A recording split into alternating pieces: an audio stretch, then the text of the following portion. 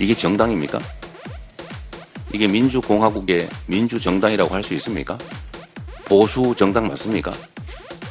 이건 극우 정당도 아닙니다. 범죄 정당입니다. 명태균 게이트를 막으려고 장님무사 윤석열이 비상계엄을 선포한 것이라면 분명 주술사 김건희가 개입되어 있지 않겠습니까? 판도라의 상자가 열렸습니다. 제가 준비되진 않았는데 한 말씀만 좀 추가로 드리도록 하겠습니다.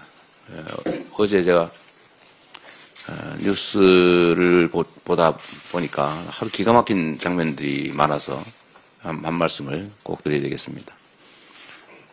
지금 내란 사건 수사 과정에서 어디 메모를 보니까 노상원 전직 사령관, 전 사령관 메모에서 나온 것 같습니다.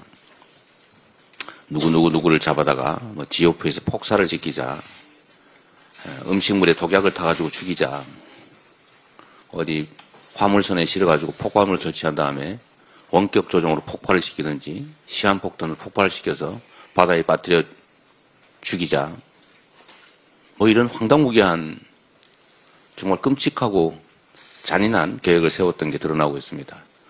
그 대상자들도 광범위합니다. 그 잡아먹은 감독이 왜 들어갑니까?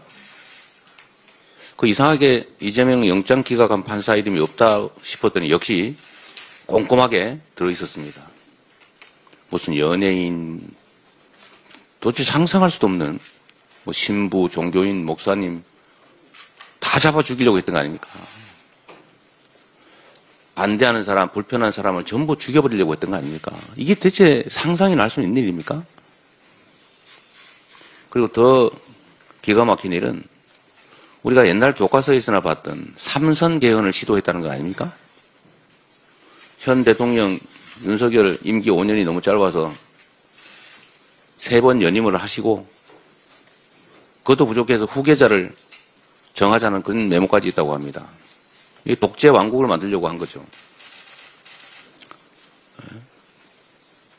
왕이 계승하는 나라를 비난할 게 뭐가 있습니까? 똑같지 않습니까? 삼선 개헌의 후계자 지정하면 그 후계자 누구겠습니까? 저는 퍼뜩 떠오르는 사람이 있는데 차마 제 입으로 말씀을 못 드리겠습니다. 국민 여러분도 떠오르는 사람이 있지 않습니까? 지금 이 계엄 사태에 대해서 마치 아무 일도 없었던 것처럼 누가 죽지도 않았는데 왜 이러냐, 내가 뭘 잘못했냐 이러고 있습니다. 뭐 범죄자 자신이야 그럴 수 있다고 치고 일국의 집권당이라고 하는 국민의힘 태도가 기가 막힐 뿐입니다. 이런 중대범죄 행위를 한 윤석열 대통령을 제명하자는 안건이 당내에서 종결 처리된다는 보고가 좀 전에 있었습니다. 뭐 그럴 계획이라는 것 같아요. 제명하지 않을 뿐만 아니라 함께 가겠다는 의지를 확고히 하는 것 같습니다. 이게 정당입니까? 이게 민주공화국의 민주정당이라고 할 수 있습니까? 헌정질서를 파괴하는 이 중대범죄자를 그대로 끌어안고 동조하고 가는 당이 보수 정당 맞습니까? 이건 극우 정당도 아닙니다. 범죄 정당입니다. 국민의힘의 각성을 촉구합니다. 12.3 비상계엄에 김건희의 그림자가 어른거리고 있습니다. 어제 헌법재판소 탄핵심판 변론에 참석한 조태용 국정원장은 계엄 전날 김건희와 문자를 주고받은 사실을 인정했습니다. 조태용 원장은 2일 김건희로부터 문자 2통을 받고 다음날 답장했다며 그 내용에 대해서는 기억이 잘 나지 않는다고 했습니다.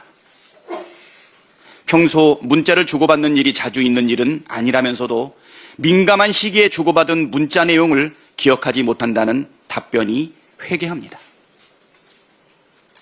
계엄 당일 계엄 매물을 기억하지 못한다는 채 대행의 답변과도 비슷하지 않습니까?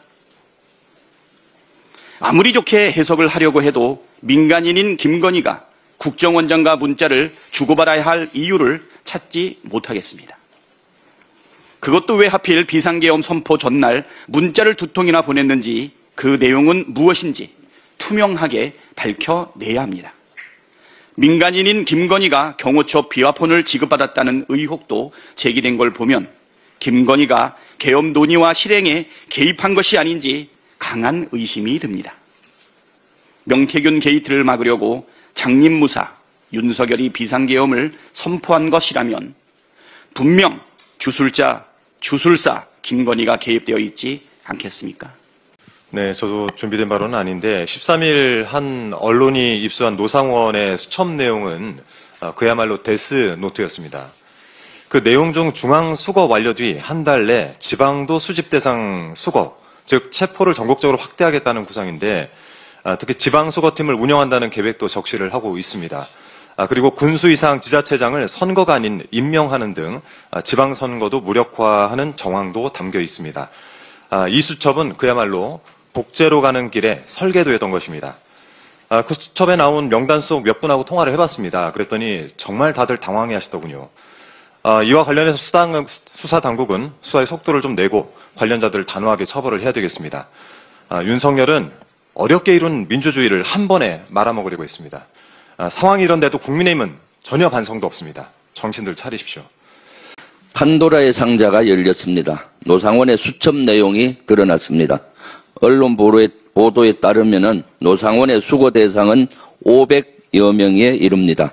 문재인 전 대통령, 유시민 작가, 이준석 의원 등 정치권 인사에다가 박정훈 전 해병대 수사단장, 이재명 대표에 대한 구속영장을 기각했던 현직 부장판사도 포함됐습니다.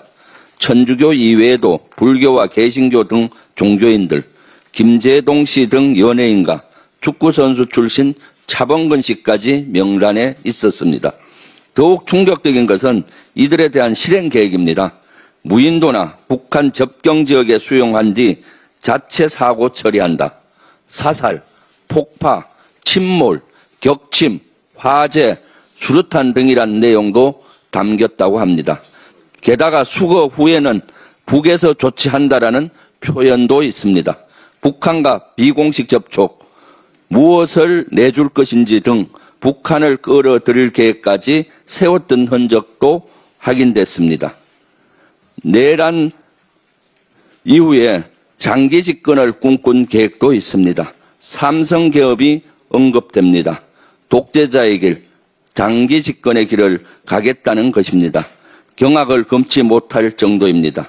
충격과 공포 그 자체입니다. 이런 구체적인 계획까지 드러났는데 체포 지시가 없었다는 내란 수계의 주장을 누가 믿겠습니까? 윤석열은 하루빨리 석고대죄하고 스스로 탄핵의 문을 열기 바랍니다.